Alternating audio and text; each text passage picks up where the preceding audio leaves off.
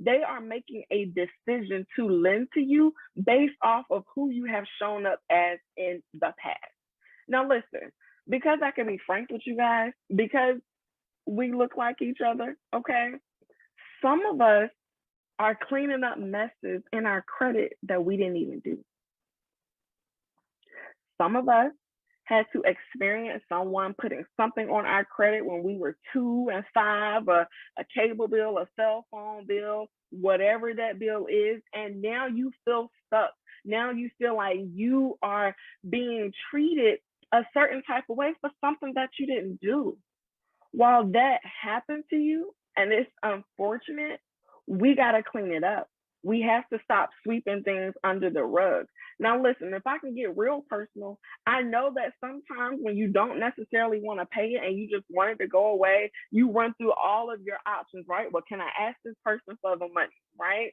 A lot of times, that's not even an option for some of us. Well, can I get it removed completely, right? Sometimes that can absolutely work. Will you have to submit documentation? Yes. I've also had some clients who didn't want to do that because the credit bureaus wanted them to submit a police report. Who wants to submit a police report on a family member who did something to us when we were young? Right? A lot of times we don't want to do that, but I'm here to encourage you that you can overcome your credit barriers. Your past does not define you. Even if you did have an issue with your credit that honestly you probably did, it's okay. It's also about what you know now that can help clean up the things that you did not know prior.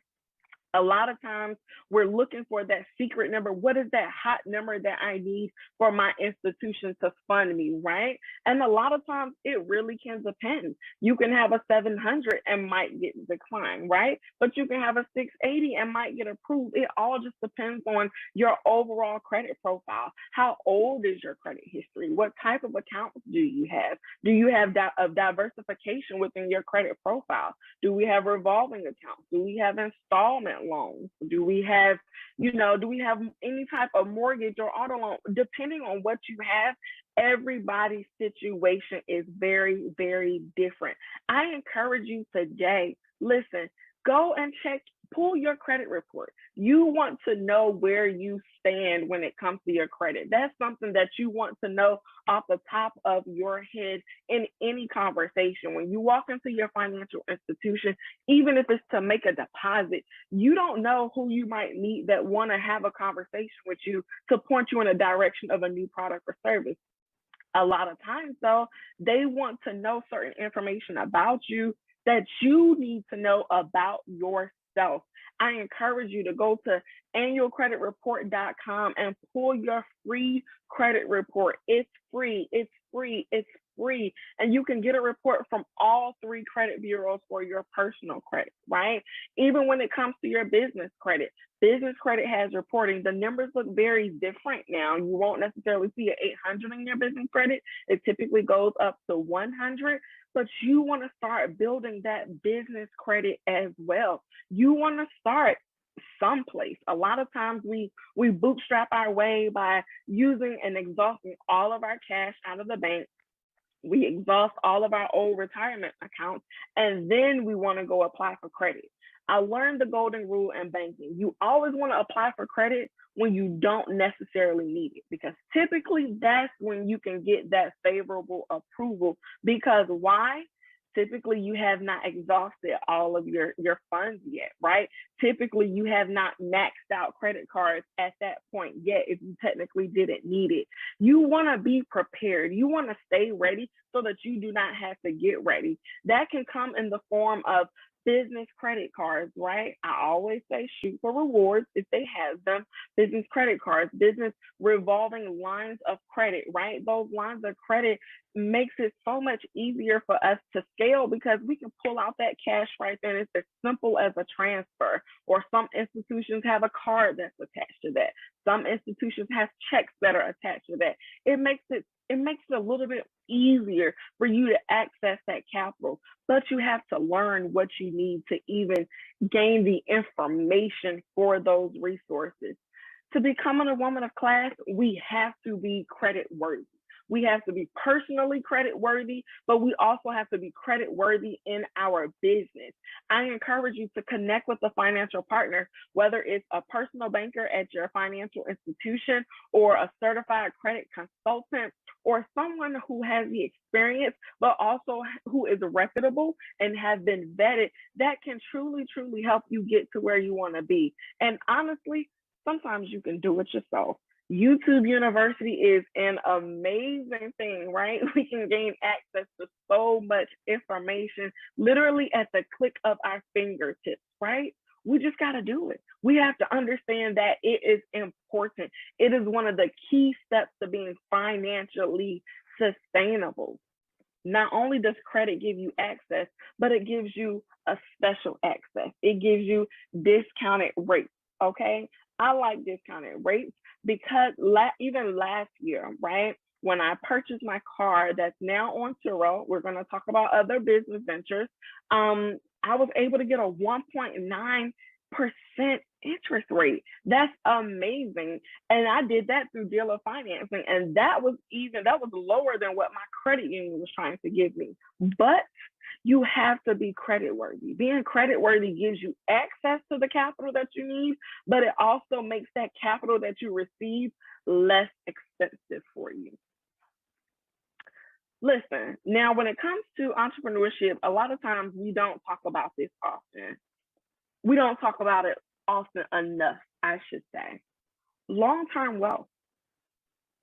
What does that look like for some of us who are in business?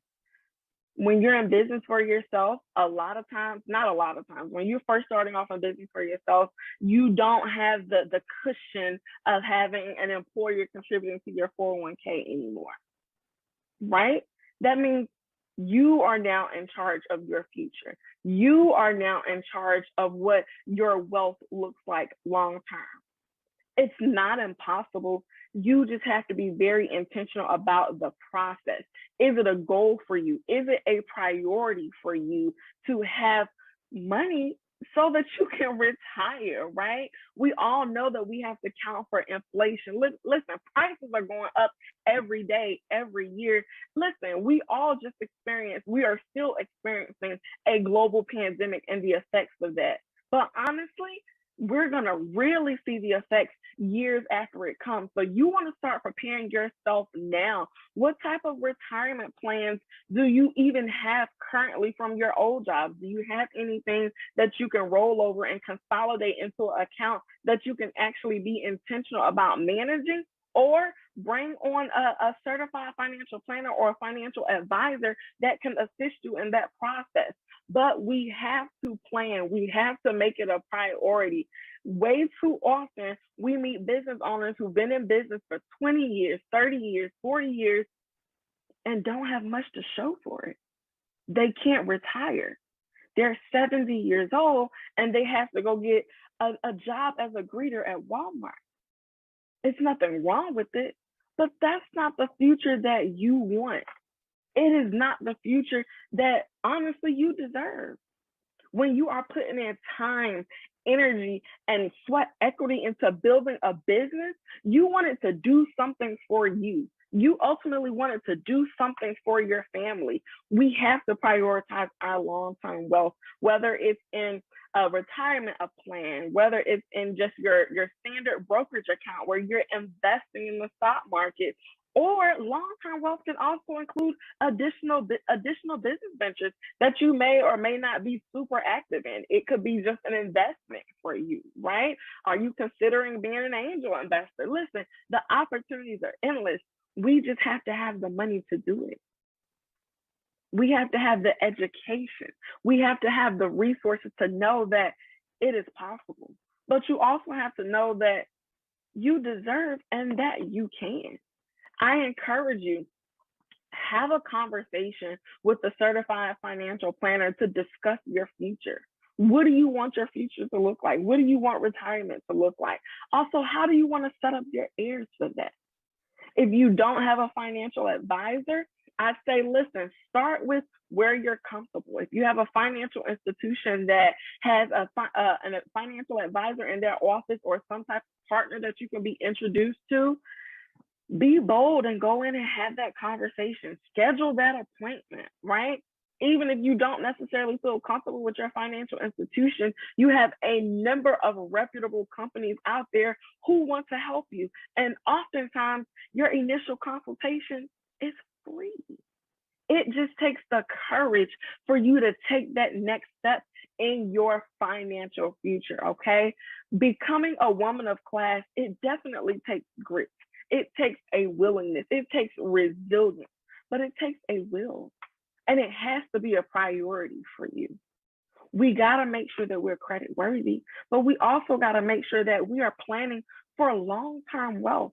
There are a lot of future millionaires that are looking at me that are exchanging this right now. If you are a future millionaire, I need you to drop in the chat future millionaire, okay? Future millionaires plan for their long term wealth way before they get there. They used to tell us all the time to dress for the job that you want and not the job that you have. But you also have to plan for the financial future that you want, not for the present time that you're living. Ladies, as we are building and working towards our goals to one, take care of ourselves, take care of our families, but also to take care of the generations that come behind us, we have to truly embody this next step of protecting your assets. Now, listen, where I come from, I come from a very small town in North Carolina. It's called Windsor. We have a population of maybe less than 4,000 people. So there were zero talks of protecting your assets because the majority of the community felt like they didn't have anything to protect. But as I start to really learn about creating generational wealth and what that looks like, you have to set up the processes even before you start to truly accumulate all of the assets that you dream of. A part of accumulating and protecting your assets is making sure that you have proper insurances, right? Listen, most of us, when you talk about insurance, we're thinking, do I have enough money in a policy to bury someone if they pass away? But that's not it. It's so much more to protecting your assets to proper insurance than just making sure that you can bury someone. A lot of times we're not even thinking about the additional income that we're losing when we lose someone in our families. We're not thinking about the potential expenses that's going to come that their estate is going to have to take care of. But not only that, guys, there are so many families out there who have really truly started to create generational wealth through proper insurance policies. Now, we're not going to really dig into all the different types, whole life, term policies, universal index funds. We're not going to really dig into that, but you need to have an insurance assessment. I always encourage clients to make sure that you're reviewing your policies to make sure that they are relevant. If you don't do it every year, at least review your policies every other year, but at least have one. At least have one in place. Of course, as you get older, they can get much more expensive as things start to happen with our bodies and they don't operate like they used to. Ailments may come about that makes it even harder for us to get insurances. Start now. Start as soon as you start learning about it. If you're just learning about insurance today and how you can use insurance to protect your assets, to protect and prepare a future for your family, then you need to schedule a consultation today, really like yesterday, but definitely today. Don't end this year without having an insurance review. Even if you are 50 and you are just learning about it today, there are still policies out there that can cover you, but you have to do it. You have to prioritize it. I'm not even 30 yet, and I have a few insurance policies because I want to make sure that my family is taken care of. They're already going to grieve you, right? But you don't want them to grieve you and go in debt behind some of the things that you left behind. It's not fair, and we don't want to keep setting up our children, our grandchildren in that way, because then they have to start over and over again when it comes to truly generating wealth. But another very, very important token of protecting your assets is estate planning. There are so many families, especially Black families who never ever have an estate planning conversation. And once somebody passes away, the family is going crazy. They're fighting over assets. They're trying to figure out who gets what, why this person should get it, who they thought was the favorite grandchild, the favorite niece or nephew. But guys, if we do the work in advance to prepare our estates, to put in documentation on legal documents what you want to happen with your assets, you set your family up for such a smooth transition. Listen, I was one of the first people in my family to even introduce the conversation to my parents about estate planning and the different tools outside of a will. Now we have a family trust fund. Your trust fund doesn't have to have millions of dollars, right? It's a tool. It's a tool to have in place where you can start to transition your assets. So it's much easier to transition to your heirs. A lot of times we don't have these conversations because we don't feel confident. We don't necessarily want to admit that we don't know. And then a lot of times we feel like we just don't have enough. But these are also tools that are living, some of them are living and breathing documents that can be altered as you accumulate more assets in your life. But we have to do it. We have to learn. I would advise you to contact an estate planning attorney or talk to a life insurance agent. A lot of times they have estate planning partners that they work with. You can also work with a certified financial planner. They have a lot of the tools and resources that you need to really show you, but also create a plan for how you want to protect your assets. Another company that I love is Legal Shield. Legal Shield provides legal services to families and business owners at an affordable rate. You can pretty much have an attorney on retainer for less than $1,500 a year. Yes, you can get a complimentary will with that. You can get complimentary consultations with almost anything that's happening in your life just at the touch of a button on your phone through their app. We just have to do it. We have to know about it. So now that you're learning about it, now that you are being introduced, I am charging you to take that next step to becoming a woman of class and protecting your assets. Another really important notion of becoming a woman of class that it's not really talked about often, to be honest, is the importance of strategic banking relationships. Your financial institution should be your number one partner. Your institution should know you. They should understand what it is that you do. They should understand how you do it, why you do it, and the tools and resources that you may need to help grow in your business, regardless of what area of your business life cycle that you are in. A part of that, though, is choosing the right institution for you. A lot of times we settle on an institution that our parents had, our grandparents had for 20, 30 plus years. That's where my account was open when I was 2. I don't necessarily like them. I barely even go in there, but I just have them just because. We have to get rid of that mindset, guys. We have to choose an institution that is going to work with us, that is going to work for us, because ultimately they use our money to work for them anyway, right?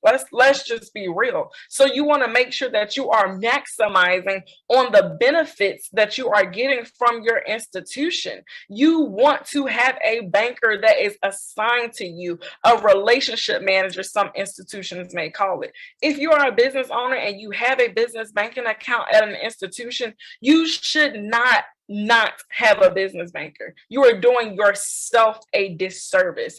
That relationship manager should make sure that they are checking in on you at least 2 or 3 times a year just to see how things are evolving in your business, but also how are they evolving in your personal life?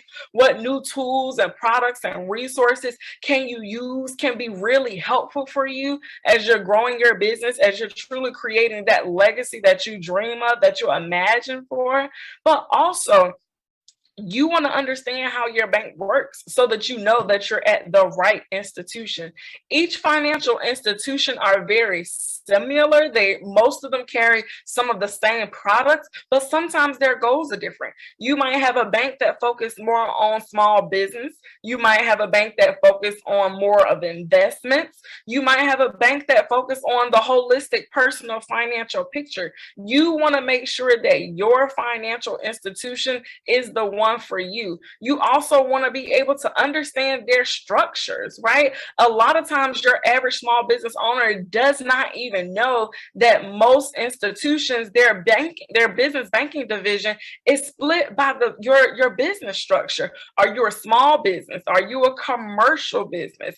Are you a corporate enterprise? Your relationship manager and your relationship status with the institution fluctuates based on the revenues of your business, based on your lending with that particular institution. But we have to create these relationships with a representative so that we can start to learn these things. Ultimately, you want your banker to be a sponsor for you. You want them to be an advocate for you. Real life story. I had a client when I was in banking. This was probably about 2 years ago, and she had been denied from all of her personal institutions that she had worked with. She came to me and she let me know her issue. She needed some access to capital. She did not necessarily have the best credit situation, but it was something that I could work with. But because I was able to create a relationship with her, I truly got to know her. I got to understand the dynamic of her business. I got to learn her family background. I got to learn about what her spouse does, her mother and father. I got to understand the entire picture. So I felt connected to that client, but also that made me feel comfortable advocating for her. We submitted an application for a line of credit. It was denied. But because I felt so strongly about her vision, her goals, and what she wanted to do in her business, but I could also see the plan that she had because she also presented documents. We have to have proper documents, guys.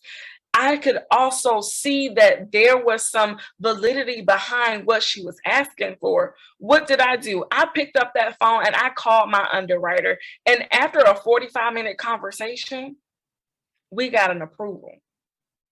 That would not have happened had she not had a business banker like myself. It is so important for you to have someone on the inside who can look out for you.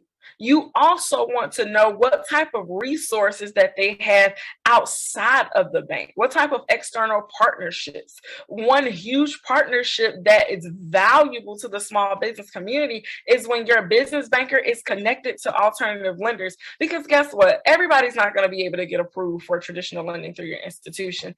It's okay. That's just how the system works. However, if your business banker has connections to CDFIs or crowdfunding sources, then you, the person, the client that is connected to that banker, you now have access to those resources. I had a number of clients who, unfortunately, I had to decline for loan applications.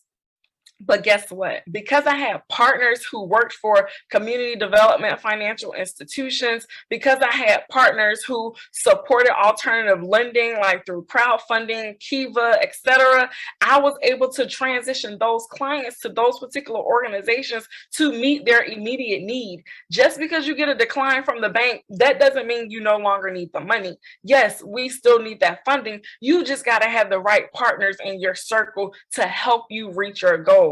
It's never impossible. It's just about the strategy. Another important piece, strategic asset accumulation. Now, a lot of us, well, not a lot of us, all of us know how to accumulate liabilities at this point. We know how to go spend our money on things that doesn't appreciate in value, that doesn't necessarily add anything to our personal net worth, right? But do we truly understand what it means to strategically accumulate assets that are going to work for you, assets that are going to work for your family members, right? We have to be very intentional about where we're putting our money. I always like to encourage entrepreneurs to really step into ownership. When you own, you have so much more flexibility. Now, listen, everybody isn't cut out to be a landlord. Everybody isn't necessarily desiring to be a homeowner and to actually live in their primary residence. But you want to choose some type of asset that you can invest in that will work for you. Just like you want your money working for you in the stock market, you also want your money working for you in other assets. Even sometimes a car, which is mostly seen as a liability, can be an asset for you. I mentioned earlier in the video that last year I purchased a new car, but instead of that car being a liability, just taking my money every month from the car payment to insurance to gas, etc., I turned that liability into an asset. Now that asset is a part of my income, right? So I have that car on Turo and it's making me money. It's an asset at that point. It's producing income for me and my family, which is also going to help me to further and scale my business. Listen, we all need additional streams of income. I always believe in seven. What are your seven? Everybody's may look different, but you have to choose your lane. For me, another lane is real estate. I always encourage people to dig into real estate investing because that's an industry that's not going anywhere. We can't produce any more land. We can't produce any more land. Us as Black people, we have already been disenfranchised from the growing real estate development economy for years and years. It's our time, y'all. There are so many opportunities for us to truly invest in assets, especially in real estate, whether you want to purchase your home, if you choose to be a homeowner, right? Of course, you have the opportunity to have your asset to appreciate in value if you purchase it the right way. Is it in the right neighborhood? Are you taking care of it properly? Are you making some additions to that property? Last year, purchased a new condo in Charlotte once I relocated from Baltimore. And in 11 months, literally 11 months, it has accumulated in more than $30,000. And now that condo is on Airbnb. We got to be strategic, but we got to create a plan, but we got to figure out what's comfortable for you. Everybody's journey is different. Everybody doesn't necessarily want to deal with the hustle and bustle of Turo, of Airbnb. I know we see it all the time on social media and it looks glamorous. It's great. The income can be great, but yes, that still includes work. That might not be your lane, and that is okay. Do not feel pressured. Do not feel pressured to step into something that you really are not passionate about just for the sake of money. But you do want to be strategic as far as what's going to work for you and your family. Even if you don't necessarily want to own a home, you can still invest in real estate without necessarily owning a property. You have plenty of websites out there, crowdfunding sites that allow you to invest in real estate projects and receive a return on that investment. You're technically still a real estate investor. You just don't own the particular property yourself. And that is okay. It is a way for you to strategically accumulate some type of interest in assets that can make you money. I also got to stress though, if you are an entrepreneur and you are operating in a brick and mortar location, consider owning that building. Consider buying a building in your business name to operate your business. There are so many avenues out there for us to accumulate wealth, for us to truly, truly, truly become a woman of class. We just got to start learning. We have to start educating ourselves. We have to start connecting with the right resources, just like Blaze. You all are in the right place. I'm telling you, there is no better time than now to be a part of this movement because women, we are shifting the entire future of our nation, of the world. It's going to be us. And let me be honest, it's going to be Black women. It's Black women. So as we learn, we teach our families, we teach our communities, we teach our entire state, our country, our world. The power is in your hands. It's just about connecting with the right resources, connecting the dots to the right opportunities, doing the work. That might mean you're going to sacrifice binging on your favorite TV shows for watching some YouTube videos or listening to some podcasts or reading some new books. But you're investing in yourself, which you are your biggest asset. Because as you invest in yourself, as you invest in your mind, your intellect, it's going to reflect in everything else around you. Everything else around you.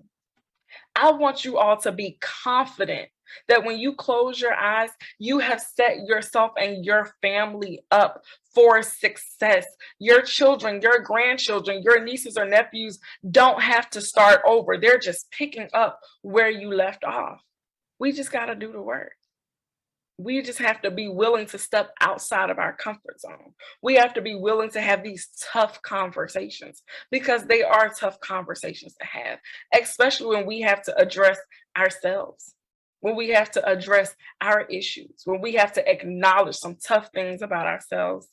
But it's worth it. A lot of times we're trying to figure out, well, where do I start? All of this is good information. It's great. I want to be a woman of class. I want to be credit worthy. I want to start talking about long-term wealth. I want to start protecting my assets. I want to really start connecting the dots between myself and my financial institution and how I show up. I want to start accumulating some assets. But where do I start?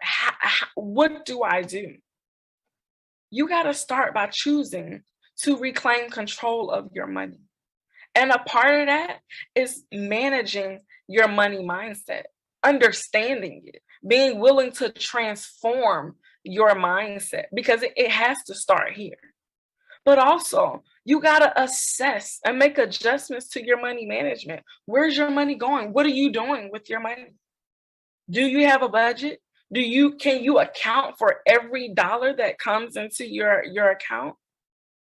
I hope so. But also, you have to create strategic milestones. You have to be very intentional with your goals. You have to be very intentional about what it is that you want your money to do for you, what you want your money to do for your family, but also, what is this life that you want to live? What is the legacy that you want to leave behind? We actually have an offer for all of you all who took the time to invest in yourselves by listening, by being here, by being ready. Drop in the chat, I'm ready. I'm ready. On January 22nd, 2022, we are introducing a brand new workshop that has not even completely been installed yet, but you guys are going to get first dibs. It is called Reclaiming Control of Your Money, where we're actually going to dig into your money mindset, money management skills and tips and tools, but we're also going to help you create some milestones going into this new year, not just for your personal finances, but also for your business finances. Drop in the chat, tap in. If you are going to tap in, I need you to email us today at info@kingdomvisionconsult.com and say, I want in. If you want in, we want to help you get there, because you can't do it alone. We always say that it takes a village to raise a child, but it also takes a village to grow a business. It takes a village to strengthen your personal financial foundation. It takes a village to really create the visual for this business and financial enterprise that you want to have. You don't have to do it alone. We're here to support you. You have Casey and her team at Blaze. You have myself and my team at Kingdom Vision Consulting. You have each other. Build community amongst each other so that you have some accountability, so that you don't feel like this is a walk alone, because you can. You are worthy, and ultimately you deserve it. January 22nd, 2022, we are reclaiming control of our money. We are shifting our money mindset. We are reassessing and making adjustments to our money management. But also, we are creating strategic money milestones, things that we can work towards actionable steps, smart goals that we can actually do, that we can check off to help us reach our ultimate goal of success. I want to help you to create a legacy worth living. I want to help you build and grow sustainable businesses. I want to help you to create an avenue for retirement, regardless of what you want it to look like. This plan is yours. You're just connecting the dots with the resources to help you get there. I want to help you transition assets to your heirs versus liabilities. We've passed down enough trauma, enough liabilities to our heirs before generations before us. We're putting an end to that. You have been called to break generational curses in your family. You have been called to break the poverty cycle in your family. It starts with you, but you don't have to do it alone. I appreciate you all. I love you guys so very much. We have such great work ahead of us. I'm excited to see where you all are going in your careers, in your businesses, in your families. Please keep up with us. You can follow me personally on Instagram at LPill The Real Deal. You are also can email us at info@kingdomvisionconsult.com. Everybody who wants to be a part of our workshop in January, I need you guys to shoot us an email right now. I know you have your devices close by. I know you got an extra tab on your window that you can click on really quick to send that email to say, I want in, because you want in. It's time. Follow Kingdom Vision Consulting on Instagram, LinkedIn, and Facebook at Kingdom Vision Consult. We are here to support you. We are here to help guide you. We are here to help become your centerpiece of your finances, to make sure that we can help you stretch and connect the dots between your goals, the people who have the resources, and you. Thank you so much.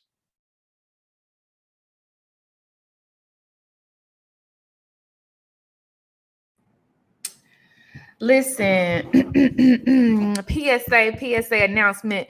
There was gonna be a TED Talk in 11 minutes, but that has been shifted to 1 p.m. EST because we're in a vein, America, in Africa, in Europe, in Canada. Listen, Lindsay. Yes, my love. Yes, queen. Lindsay, let me turn my light on so I can see you good and you can see me good. Lindsay. Yes.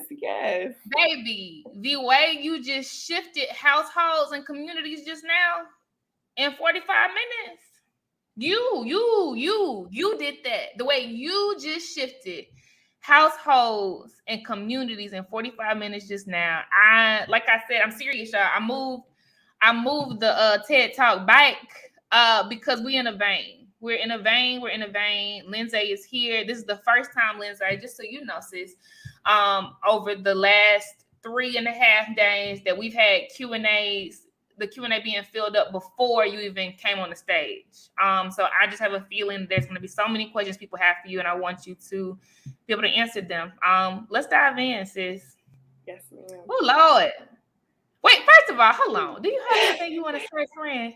I just want to say thank you. I just want to say thank you to you, of course, Casey, and your team. But I want to say thank you to all of the ladies who are here, who are present. I see the love in the chat. I am full. I am full today because of you all. I am so excited to pour into you and to truly change lives globally, right? Yep. We're global, ladies. This is international. You know, we are feeding families. We are changing mindsets globally. So I am just so excited to be here. I am looking forward to supporting you all on your journey, and just to remind you that you're not in it alone.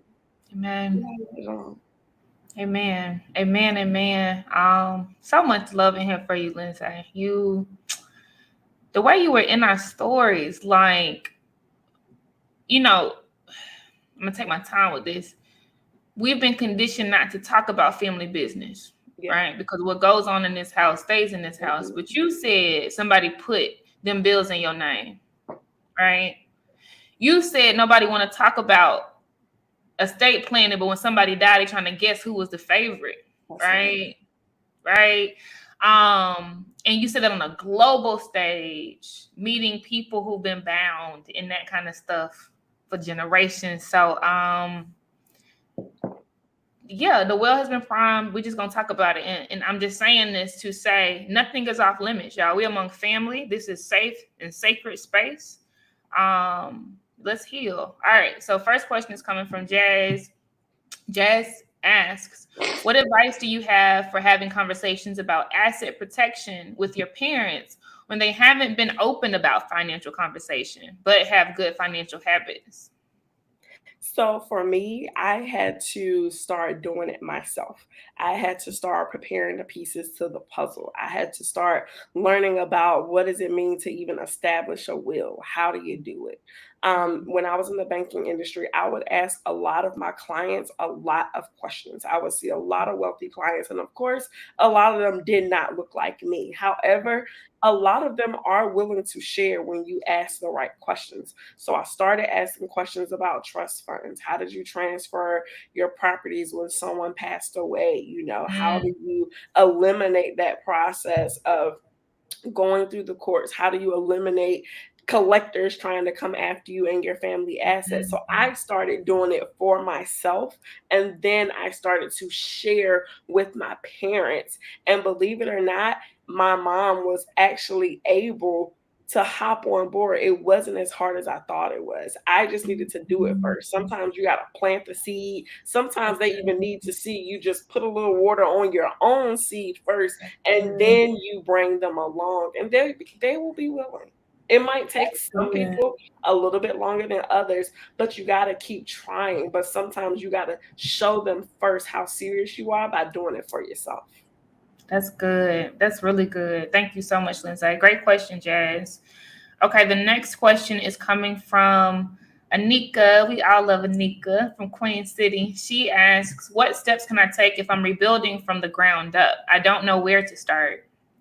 So the first place to start is figuring out where you are right now. You said you're building from the ground up, but what does your ground level look like? What is your money mindset? How are you even thinking about wealth? Also, in that reflection, take an account for where you've been. What have you done? What have you seen? Let's talk about those past experiences, and let's talk about some things that you want to unlearn. But let's also identify those things that you want to learn. Because in order to really get to where you want to go, you got to figure out where you are, but you also have to identify where you're going so that you can create the steps to get from A to Z. So identify, what does your ground level look like? You know, ground level is different for everyone, but what do you consider to be building from the ground up? And then start visualizing your life. Where do you want your life to go in the next 5 to 10 years, 20 to 30 years? What do you want for yourself? Once you're able to identify those things, where you're trying to go, now it's about being very intentional about getting there. Now it's time for us to create some smart goals up under those larger goals to figure out, how do I achieve this wealth? How do I become a millionaire? How do I establish and or grow this business? So we got to figure out where you are right now. What are some things that you're struggling with? What are some things that you are ready to release? Because in order for us to truly go and to elevate into this next phase, we're going to have to leave some things behind. We're going to have to shed some dead skin. We're going to have to get rid of some of those old habits, but we have to identify them. We have to address them. We have to be willing to acknowledge them, that they exist. And then we have to do the work to get rid of them and to start learning new things, to develop new habits, to ultimately leave you where you're trying to go. Ashe, Ashe, Ashe. So good. Thank you, Lindsay. And I just want to give you your flowers. June, our auntie, says, this girl is amazing. You are changing the trajectory for generations. Yes, you are. You absolutely are. I appreciate it. This is for us, for all of us. Yeah, this is for us. And it's evident in the way you spoke to us. Like, this is dope. Okay, so the next question is from Jazz. She asks, what are some key things you should be looking for or considering when deciding on where to begin building a strategic banking relationship?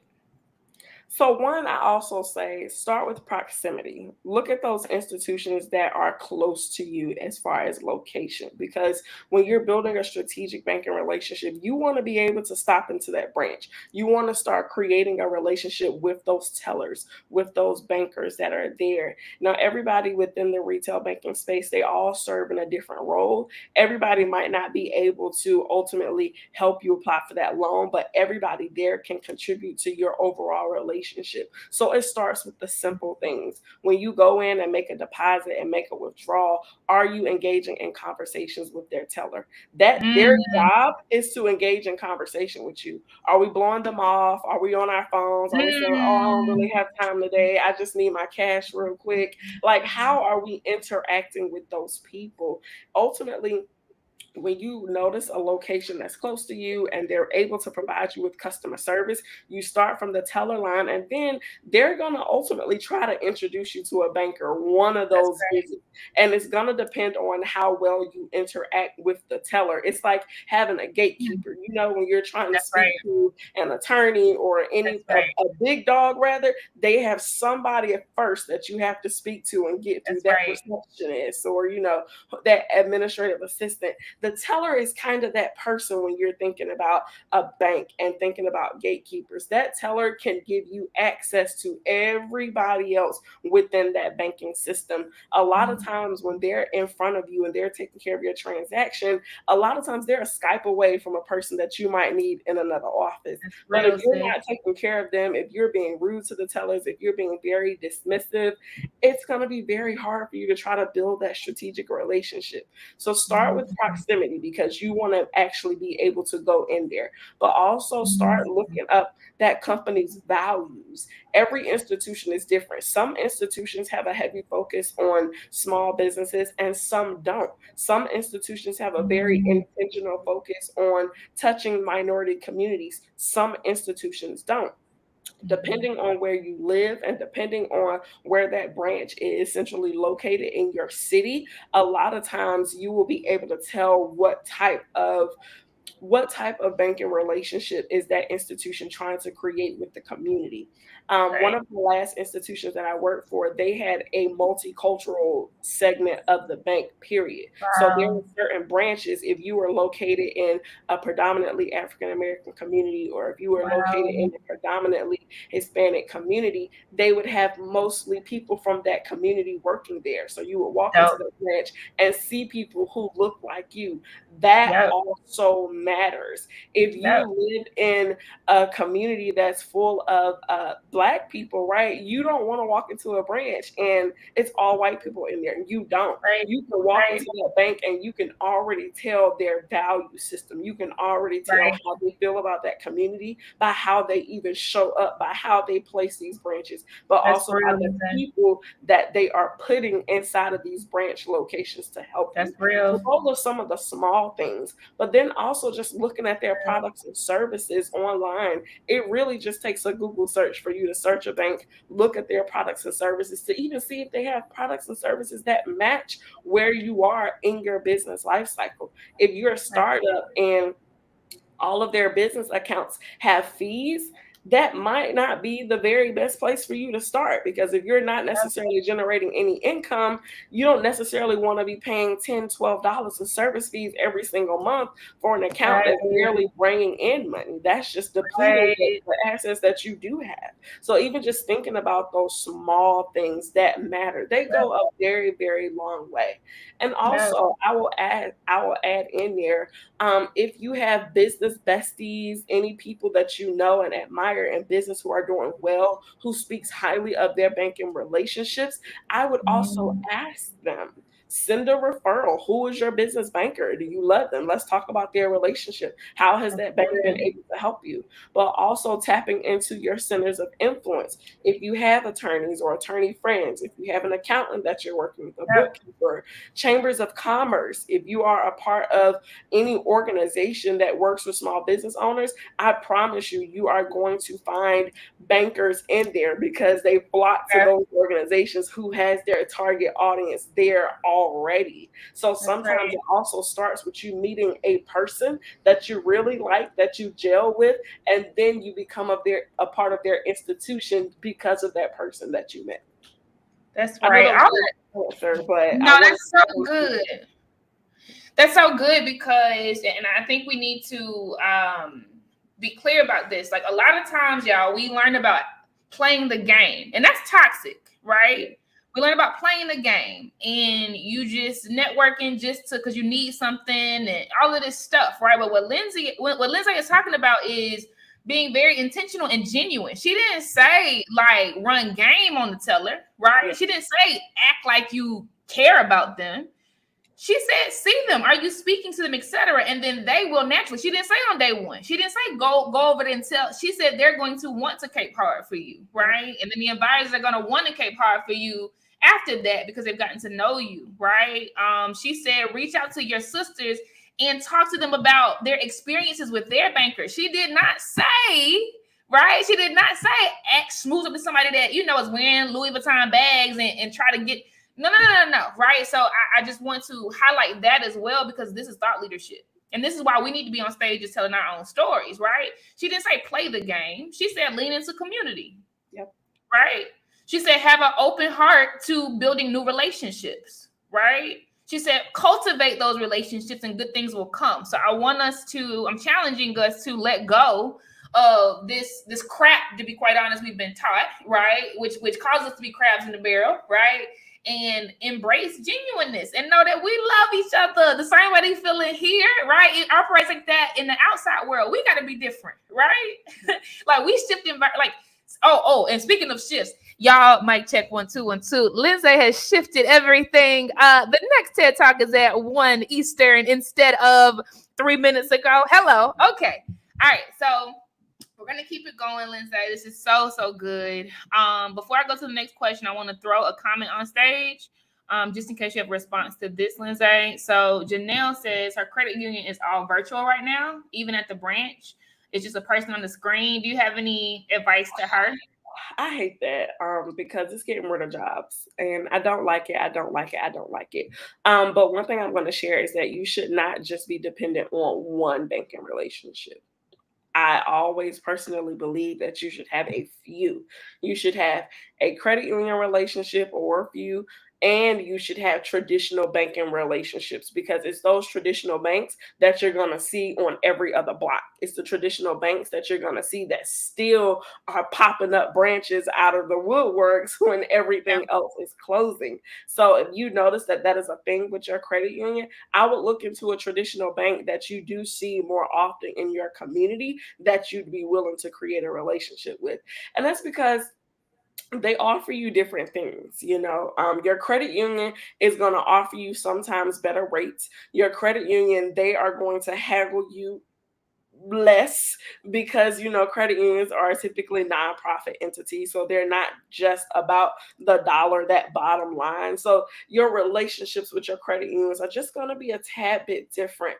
But your traditional banks, a lot of times their technology is better. They have much better apps. You have the accessibility in the way that you can manage your finances with a traditional bank. It's just phenomenal, right? When you're working with a larger traditional bank, but also they are convenient because you do have traditional banks on every other corner. If it's not in your city, then they definitely have a branch in the next city over, right? So you have to think about what they're offering you because a lot of times what we run into with issues with credit unions, and even me too, when you go to another state rather, that credit union a lot of time is not available. Like, for example, I do a lot of my banking with larger financial institutions, but I also bank with my local credit union here in North Carolina, and North Carolina state employees is only in North Carolina.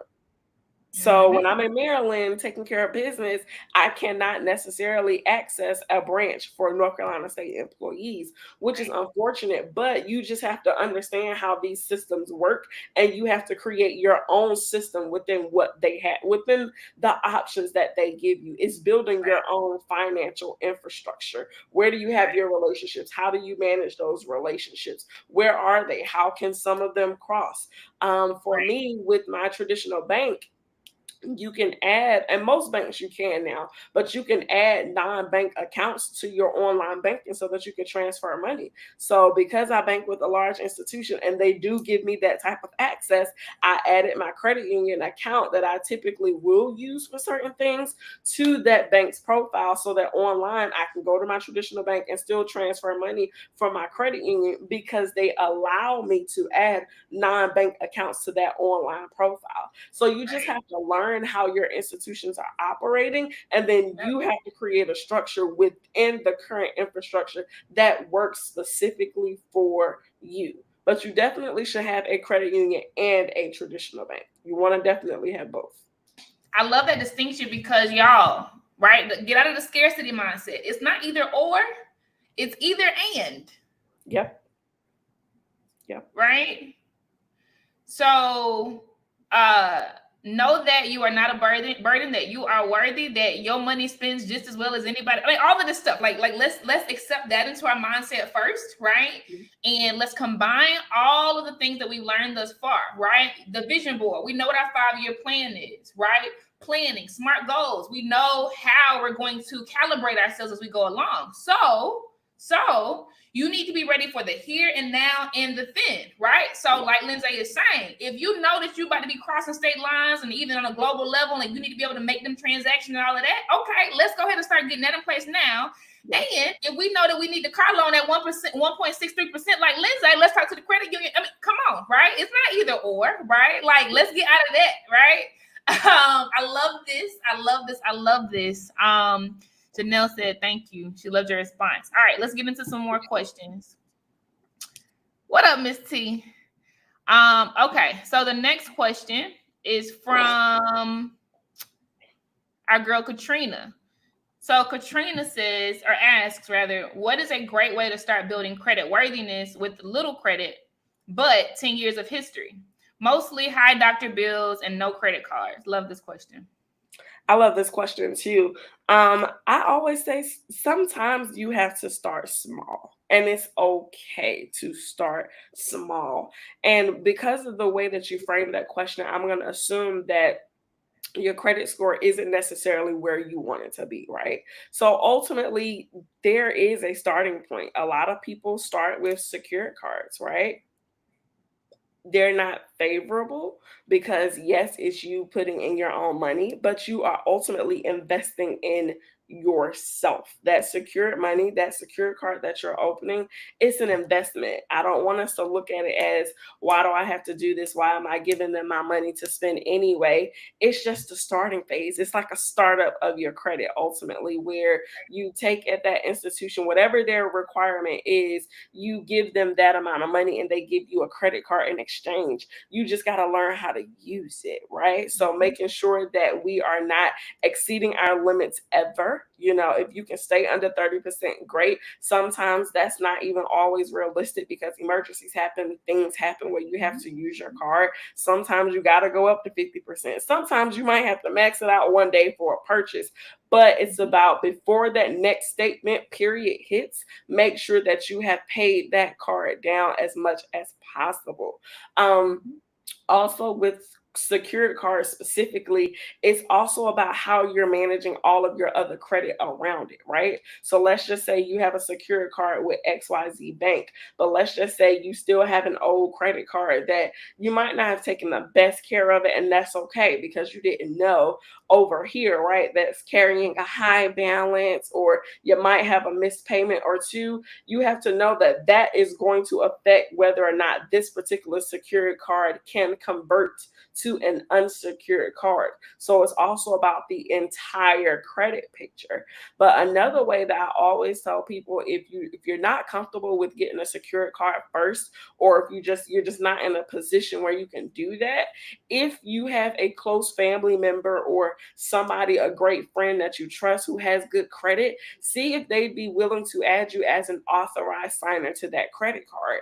But in doing so, you want to make sure that that credit card has only had good history, meaning that they don't have any missed or late payments, making sure that they have never maxed that card out for real if you can, because just like you will inherit that good credit, you will also inherit that bad credit. So you got to be very, very, very careful. And a lot of times it's harder sometimes to go this route because it's a trust thing, right? You have to trust that person that they're going to be honest and truthful about what they're saying about this credit line, but they also have to trust you. That's right. Because as an authorized signer, yes, you now have the option to go and spend. But I always say, before you even position this question to someone, position it with a plan. I would like to be an authorized signer for the next 24 months to help me do XYZ.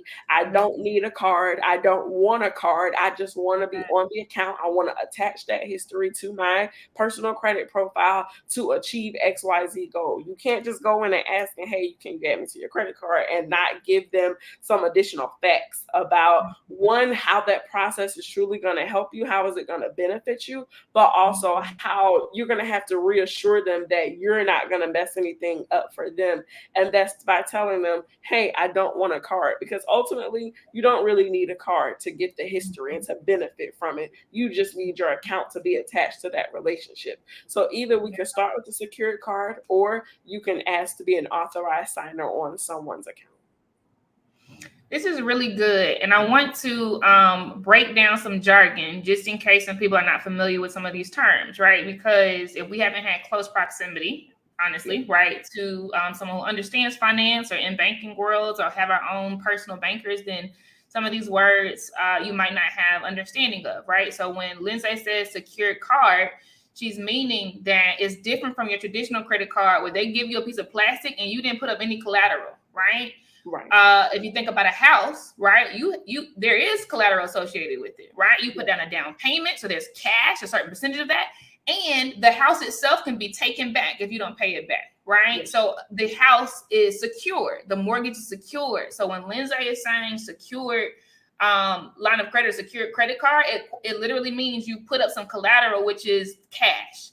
And it might seem silly in the beginning, like, okay, I'm giving you $1,000 and you give me $1,000 credit card. What? But like Lindsay said, this is strategic. You are literally building credit for your business. Okay. Right. So this is dope because we are putting these terms in examples that we understand, right? So in the business world, we call this pitching. When we go to somebody and say, I need this, I want this is what it's going to do for me, and I might not even give you anything, that's pitching, right? Like what she described as pitching. So when you're going to the person saying, can I be an authorized signer so that I can build my credit? This is what it'll do for me. That is pitching. Why is that important? We understand that it's pitching because the same is done when you go into investors. You're pitching. You already described the plan. You understand where you want to be in 2 years. You have the view of how it's going to help you. You might not give them nothing, but they might give you an angel investment and say, okay, here go $1,000. Like this is powerful right here, y'all. And I'm so happy that you're absorbing this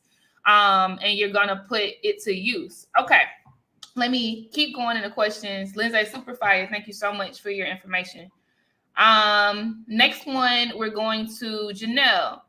Janelle asks, is there a certain level we need to reach as far as cash flow through our accounts or time in business before we can begin development of our banking relationships? No, ma'am. Build them now. Build them before you have the big bucks, because what's going to happen is when you do have the big bucks, then you're going to feel this level of audaciousness when you walk in there and they don't want to help you, right? Oh, you don't want to cash my check, or you don't want to do this, but I have XYZ coming in through this account. The thing is that if they don't have a relationship with you, they're still going to treat you like everybody else. And there is going to become a point in time where you're going to have a big check for a client client that you're going to want to be cashed within the next few days. And because of the dollar amount, they're going to say, hey, I'm going to need to put a hold on this for 7 days. When you have a relationship, you have an advocate in the bank, someone who knows you, understands your business, but also knows that you probably need those funds. They will be willing to put their name on releasing those holds versus someone that they have not built a relationship, regardless of how much money that you have in that bank. I say start now. Start as early as possible. Some people start their relationships when they're opening their account, when they are beginning the relationship with that institution.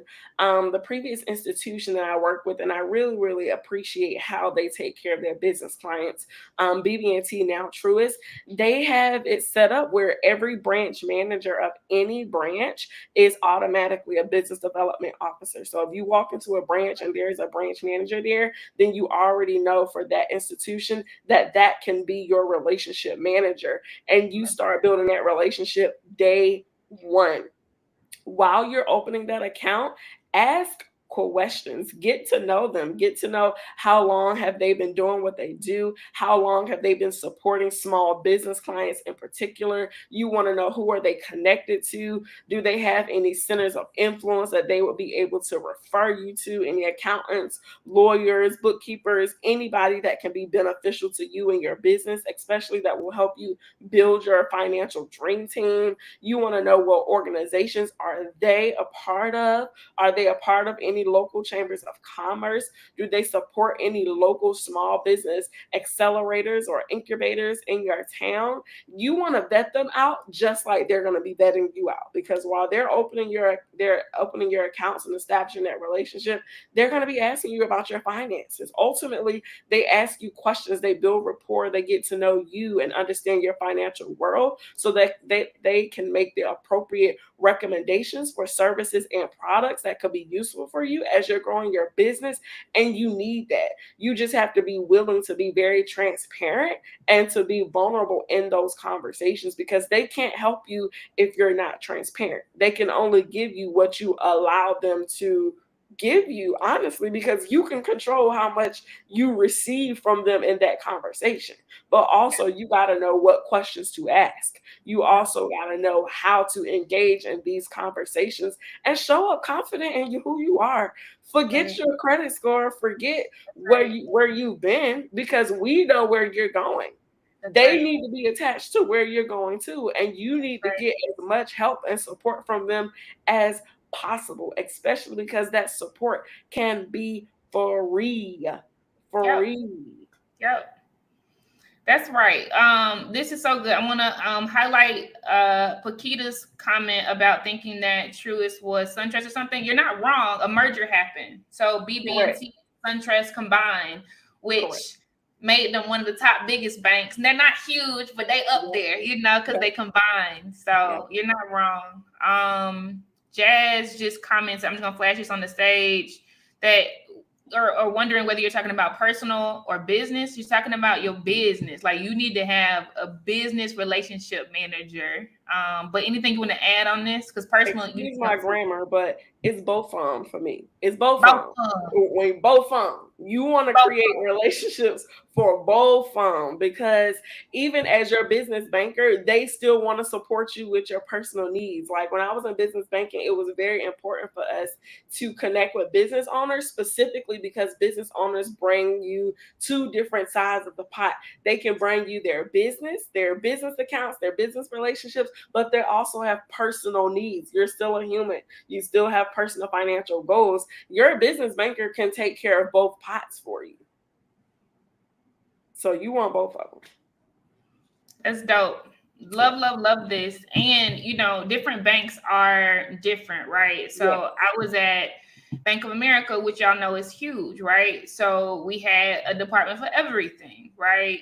You had your people who can help you with your brokerage accounts. You had people who can help you with your personal finance, all of this stuff. But the dope thing is, no matter how your bank is structured, like Lindsay is saying, like, these people have the inside knowledge and the inside connection. So even if it's not them, they can bridge you to somebody else who can help. And because you have a relationship, like if you don't have a lot of money or if your credit score is bad, they can have a conversation and cape for you like Lindsay did for the person who's originally denied and make sure you are seen. Like there are humans behind, like the Wizard of Oz is not some incredible, like superhuman thing. It's a little regular, mediocre little person, right? So don't be afraid. This is super dope, Lindsay. All right, I'm gonna flash this on stage. This is from Bakita. Bakita says, thankfully, I have great financial health. However, I don't have business credit cards or accounts. I do have a credit card and checking solely for my business, but they are both consumer products. Should I convert them even if my business is under 20K annual? Yes. Absolutely yes. One, because you don't want to be commingling. When you're in consumer products, that can kind of be seen still technically as commingling. Like, for example, when the PPP came out, right? We could not issue loans into a personal account, even if it was solely used for the business. So definitely convert. Honestly, I established my business relationship before I even was really operating in this capacity in my business. I was still working at the bank.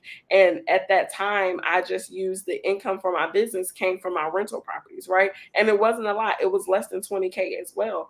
But because I also had good personal credit at the time, when I opened up that account, I was able to instantly apply for a business credit card. Mind you, I had less than 20K in revenues, but it was based on my personal credit and based on the additional personal income that I had at the time for my W-2 job.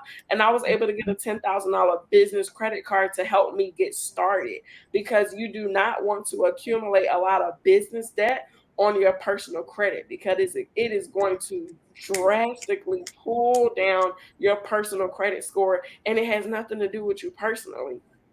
Great example of a real life situation. When I opened that account and applied for that business credit card, I did a balance transfer because I, just like you, I had some business debt that was sitting on my personal credit cards. When it comes to personal credit cards, that's a revolving line. They count heavily towards your credit score. They do not want to see you having high revolving debt. So once I got that business credit card, I did a balance transfer from my personal credit card to my business credit card, and my personal credit card shot up over 30 points because I got rid of that debt. Because depending on the institution now, that business credit card will not show up on your personal credit profile. And that is what you want. You want to separate your business credit from your personal credit, to separate that liability. You want the business to pay for its own expenses that it's accumulating. You don't want it heavily impacting your personal credit. And sometimes people wait until it's too late. They've already maxed out all of their personal savings. They've maxed out most of their personal credit cards, right? And now when you want to go apply for business credit, it's too late. We got to start getting in and doing it from the beginning. Yeah, that's good. And we only have 7 minutes left until the TED Talk, but I want to let you all know before you start crying that Lindsay is doing a TED Talk tomorrow called Liability or Legacy, right? So there's going to be more topics around this. And there's also going to be a very intimate fireside chat that her and I will have tomorrow about finance as well, called Building Black Wealth. So we're not done with it. I'm telling you this today so you mark it on your calendars, right? Go ahead in the schedule tab and add it to your personal calendar so you get reminders. But we're going to get to this last question. But just know it's not over. There's more. There's more tomorrow. I don't know. Okay, so it just... the Q&A just tripled before I could get back to it. We'll try to get y'all in. So Paige asks or says, our business uses an online bank, Nova. Is it possible to build relationships with such a distant structure? It is possible. It's gonna be different. It's very much so gonna look different. So just be okay with different. But I would say give them a call. I don't personally bank with them. I do have some clients who do, but I would give them a call. And when you do speak to someone in customer service, I would ask them, is it possible for you to be assigned a relationship manager so that you have one person that you consistently speak with? Because that's the real key to also building these relationships, is having a consistent person that you can go to talk about your needs, to talk about what you have going on, to brainstorm, to get a different perspective. Because just like me, they're going to be able to come to you with additional information that you might not have had access to had you not spoken with them. So I would ask them if they have a structure where you can be assigned a relationship manager. Good info. Thank you, Lindsay. Not a problem. This next one comes from Neff. Neff says, this may not be an appropriate question, but I applied for a DUNS number. It's good. This is good. I'm glad we're getting all the things. I applied for a DUNS number and was denied and was given several generic reasons. Ultimately, I believe it was because I classified my business under the wrong code. How would you recommend one avoid that? I would give them a call. I don't know if you spoke to them online, like via their chat, or you just received a letter. I would give them a call and make them break it down to you, but then also ask them, well, how can you still get approved? So if it's just as simple as you changing your code from your business, you going online and finding a different NAICS code or whatever you need, but I would call them. You get so much more clarity talking to somebody over the phone or in person. Now with DUNS, you're not really going to find anybody in person to talk to. So that's why I say call them and ask specifically, what do you need to do? How can you avoid that? Because everybody's systems are different. Like just like everybody's banking system is different, everybody's personal financial situation is different. But I would give them a call to figure out how you can avoid that. That'll be something that comes directly from them. And just to break down the jargon a bit, Lindsay, let's talk about what a DUNS number is. Can you explain high level what a DUNS number is versus your traditional like FICO or other credit scores? Right. So your DUNS is pretty much, it's an identifier for your business, right? DUNS isn't necessarily the credit report. It is a system that collects data. And with DUNS, they have partnerships with a number of business credit providers. They have partnerships with companies and vendors that you guys are building relationships with. And these vendors, if they have a relationship with Dun & Bradstreet, then they are reporting your payment history. They are reporting how you are using these trade lines. And it's important because one, you need a Dun & Bradstreet number and a SAMS number really to do business with government contracts. But you have some institution who actually will look at your DUNS report to base their credit decision off of. Now, not all financial institutions even really review Dun & Bradstreet for real. Let me just be honest. A lot of financial institutions use what we call the Small Business Financial Exchange. And they have partnerships. The SBFE have partnerships with a lot of large banks that ultimately does the same thing. It collects your data, your financial data, almost like blockchain kind of. It's collecting all of the financial data attached to your EIN number and attached to your DUNS number if you have one. This is so good, y'all. Because, and I'll just say this from so for background, you'll hear more about us tomorrow, but for background, so Lindsay's been on the business banking relationship side, right? Like caping for businesses and understanding where they want to go, right? And I was on the credit side, meaning I was saying yes or no to loans. I was looking at your history of performance, right? I was looking at the story that your data told. And I was looking to see what size would be good for this person, or do we even want to do anything at all? Or because their relationship is so good and long with us, I'll bend on them and take a chance, right? And these are people making these decisions, right? So understanding the DUNS number as well as all of these other things is important, because the more good data you have, the better story it tells. And the people, I was a person sitting there writing loans, and I'm talking about like loans as big as $100 billion for big mergers, right? Like these SunTrust and these Truist or SunTrust and BB&Ts, right? but it's literally people making these decisions, not computers. So what Lindsay is telling you is so important about relationship building and giving them a call and all of that, because literally a person's yes changes the game for you. It is not computers making these decisions. A person's yes unlocks everything. So just understand that. And we wouldn't have guessed that. We wouldn't have known that, right? Otherwise. All right. So that wraps it up.